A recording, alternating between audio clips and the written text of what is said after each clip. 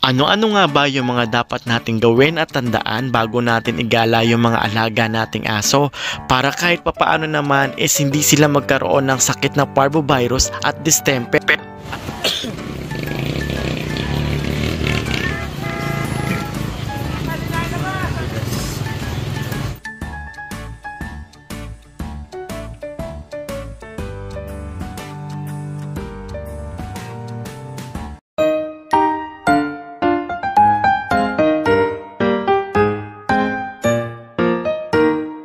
Sige, Rabia, iri pa. Iri mo pa, Rabia. Iri pa. Push! Yes!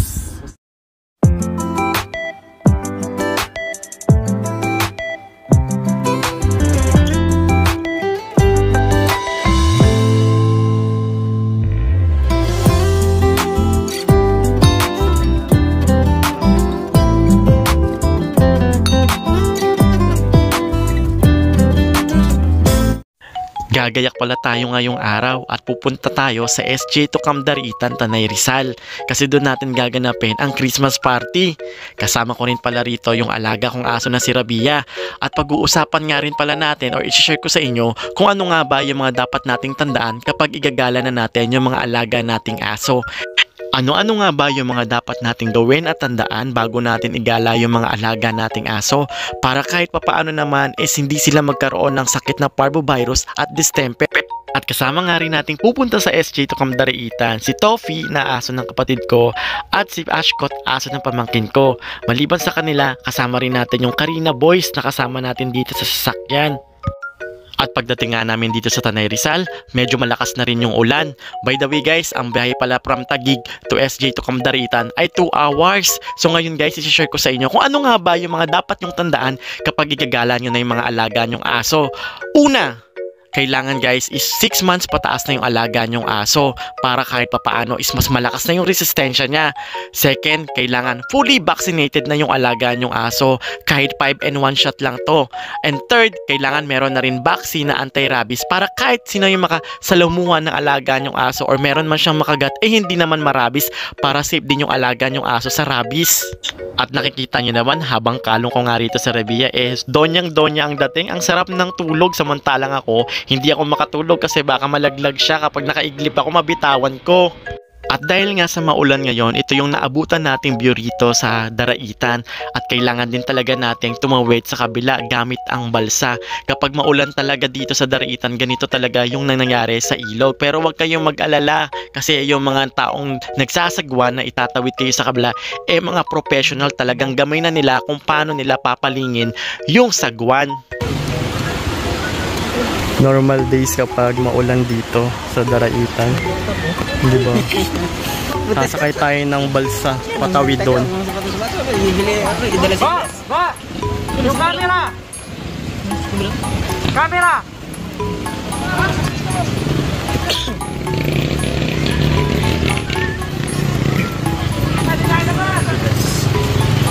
Punta ako dyan! Punta ako doon pala! Ang putik din, kailangan mag-ingat sa paghakbang. Saan daw mag-aantay?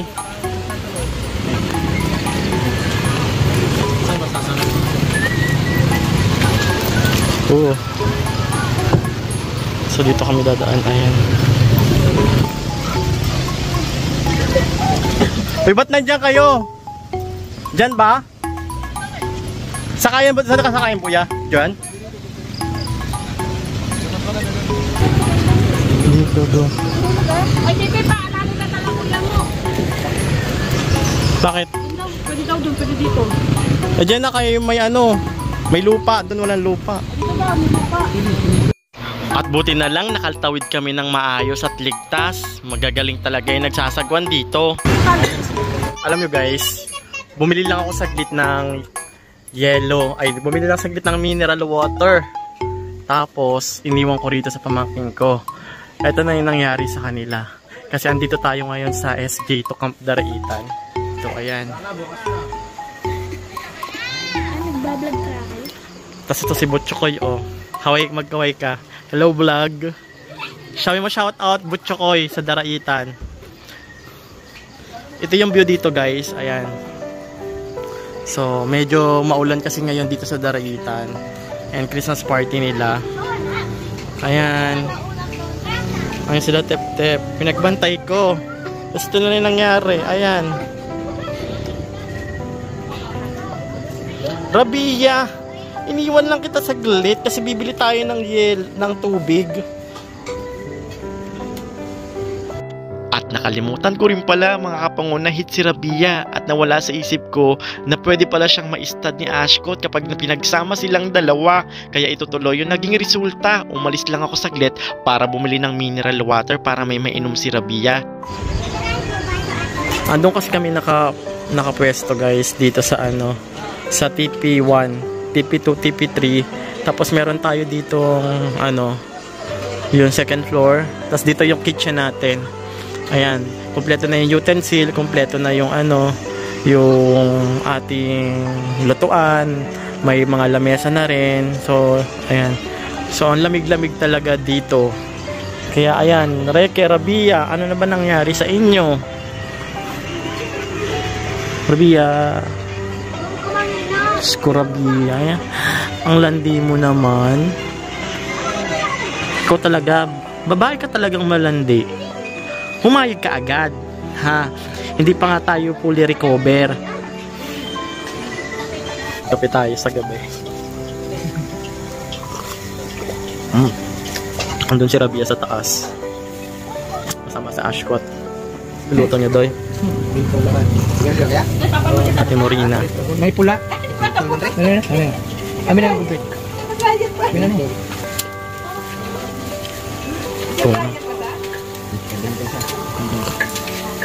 Si Buding nag-ihaw ng pork chop. Oh, hotdog. Marunong ka pala magluto. Si Budoyski. Ito naman yung ating ihaw tree. Pagalingan sila ng luto. Oy, sunog na. Toasted. Meron tayo rito ang ihaw competition. Tayo pa kape-kape lang, ganoon. May kape doon, no? May mainit. Magkakape ka. Ano luto mo? Ano gawa mong kape? Si Budoy. Ayun si Marlo. Ano yung Marlo? Ano yung niluluto mo? Nasa ko na tawag ito yung lechon. Lechon to, lechon roll. Lechon roll. Mali ako. Lechon roll yung niluluto ni Miloy. Ano yung pinapakuluan? Opo.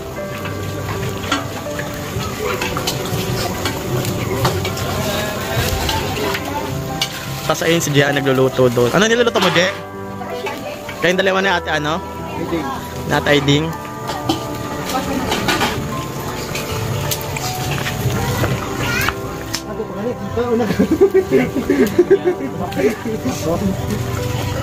Ayun sa ate Doray.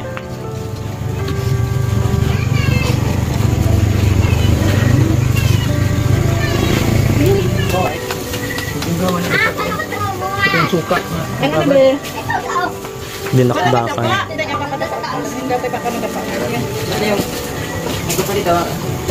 Ah.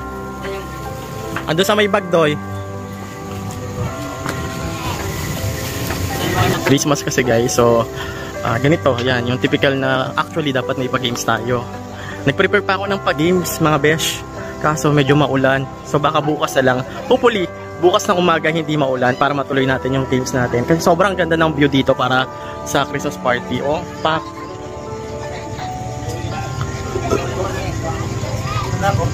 Perfect dito guys.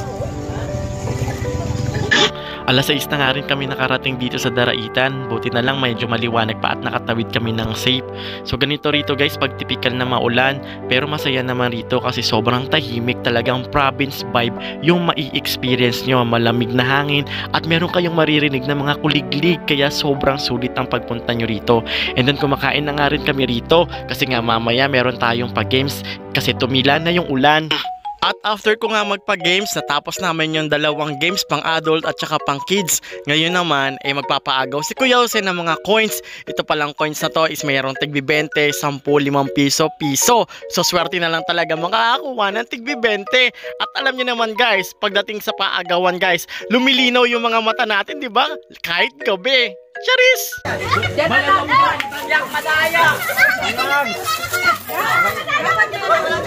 Ito po ay sa katuwaan lamang. Walang walang magtutulakan. Bawal magtulakan, bawal magkasakitan. Huwag magtutulakan ha, bawal ang tulakan, baka Wala! bawal magkatulakan. Ayun na, sige! Dampot lang ang dampot! Sige! May buong tigbi 20 yan! May buong 1,000! Bawal magtulakan ha, bawal magtulakan, dampot lang! Bawal magtulakan! Sige, dampot lang! Nakuha niyo na ba lahat? Ang coins? Ang dami po! 1 buong kawali yun! Sa ating Marino! Ala, sige, dampot eh! Dampot lang ng dampot para makadami! Dampot lang ng dampot para makadami! Ubus na ba?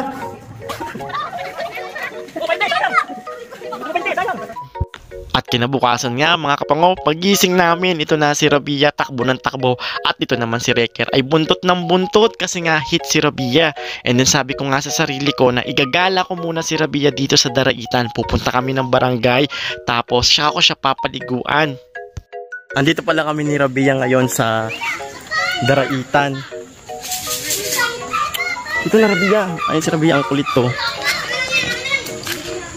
Sinugod kami ng mga aso kaganina doon. Rabia! Si Rabia kasi tumitingin-tingin pa eh. Ganito yung view dito. Ang ganda oh. Naglalakad-lakad lang kami. Dito.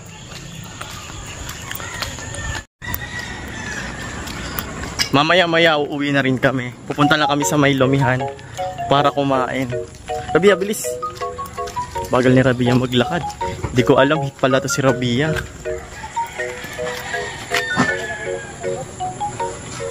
Ihi ng ihi.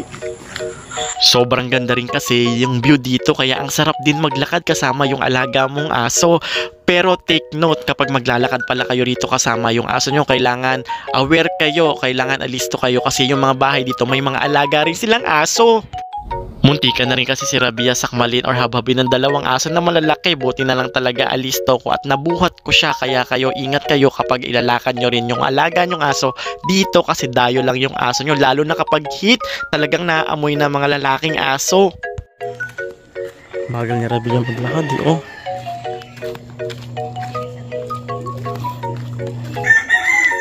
Diretso lakad lang Rabia. Pinapagod ko lang to si Rabia eh. Ayan o. Ganda diba? Umiihi. Tara na Rabia, lakad lang ng lakad. Yung aso pa naman dito, sobrang lalaki. May aso. Sumusunod. Na kami sa may Daraitan. Ay, barangay Daraitan. Pag naglalakad ako dito, tinitignan ko muna kung may aso. Kasi yung mga aso rito, malalaki. Yung mga aspin. Sige na, masakay na kami ng tricycle pabalik. Ito yung...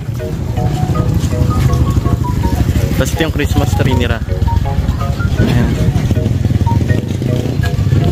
May aso na. At pagkatapos ko nga ilakad tong alaga kong si Rabia, ayan, pinaliguan ko na siya kasi sobrang putik niya rin talaga, basa rin kasi yung kalsada. Napaka-importante mga kapango na kapag igagala nyo yung alaga nyong aso, meron kayong mga dala nito para in case of emergency napapaliguan nyo sila. Una, kailangan meron kayong dalang blower. Napaka-importante na may blower kayo para mabilis nyo mapatuyo yung mga alaga nyong aso. Kailangan meron din kayong towel para mabilis mapatuyo. At importante, shampoo. Kasi hindi nyo pwedeng gamitan ng pangtaong shampoo yung mga alaga nating aso kasi baka galisin at mag-dry yung kanilang skin. So, kailangan prepare talaga kayo kapag mag-out of town kayo kasama yung alaga nyong aso.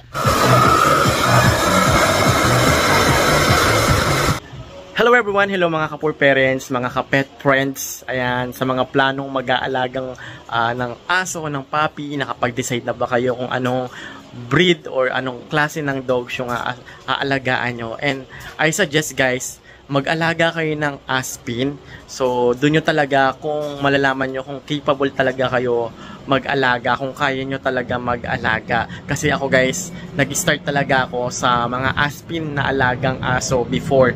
Way back 1990s, mga Aspin talaga. Minsan nga, may nabibili pa akong Aspin sa may Baclaran, sa Quiapo. So, yun may mga half-breed. So, yun yung talaga naalagaan ko. Pati yung mga binibigay.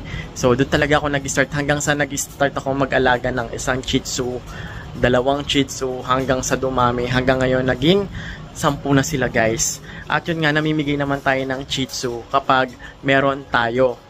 So ngayon guys, meron akong announcement sa inyo. And I'm sure magugustuhan nyo talaga tong announcement ko at aabangan nyo dito sa aking YouTube channel. So sa mga matagal na nating subscriber dito sa aking YouTube channel, hopefully sana ngayon, ngayong susunod na 3 months, or 4 months, makapag-share ulit tayo ng puppy sa inyo dito sa aking YouTube channel. Kaya yung mga followers natin dyan sa Facebook page, alam nyo na, abangan nyo rito sa aking YouTube channel, pati rin sa Facebook page at saka sa TikTok ko, yung update natin dito. So, ayan na naman si Rabia at saka si Ashcott. Ayan na naman si Les. At yung isang maliit na yon na hindi lumalaki, si Precious, pinagupitan ko na siya, pinag-groom ko na. Ayan, ayan si Precious, Princess. At andun na yung alaga nating pango na 2. Si Mimi, si Marie, si Trixie, tsaka yung Chihuahua, at tsaka si Wrecker. Ano yung ating magiging announcement dito sa aking YouTube channel. So hopefully kapag naging okay ang lahat, nakapag-share ulit tayo ng puppy sa inyo. Kaya don't forget to like, share, and follow and subscribe dito sa aking YouTube channel. At huwag nyo rin kalimutan na i-follow ako sa aking Facebook page, sa TikTok at saka sa Instagram guys, para parati kayong ma-update sa mga ganap-ganap natin ngayon. So, ayan. So, maraming salamat guys and see you on my next vlog. Bye-bye.